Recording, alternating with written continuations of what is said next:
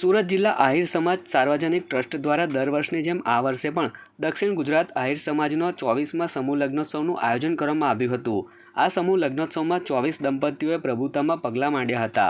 આ પ્રસંગે ગૃહ રાજ્ય પ્રધાન હર્ષ સંઘવી, ગુજરાત પ્રદેશ ભાજપ અધ્યક્ષ CR પાટીલ, રાજ્ય કક્ષાના મંત્રી મુકેશ પટેલ, પ્રફુલ્લ પાનસેરિયા, કુંવરજી હળપતિ, સમાજના આગેવાન કેશવ આહિર, હસમુખ આહિર, રઘુભાઈ હુંબલ તેમજ મોટી સંખ્યામાં આમંત્રિત મહેમાનો ઉપસ્થિત રહ્યા હતા।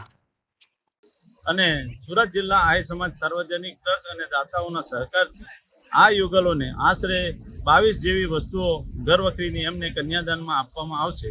અને આજ રોજ અહીંયા લગભગ 10 થી 12 હજાર સમાજના માણસો અહીંયા એકઠા થશે અને દાતાઓ દ્વારા આ જે કંઈ વસ્તુ આપવાના છે એમાં વધારે પડતો દાતાઓનો સહકાર આ સુરત જિલ્લામાંથી રહ્યો છે।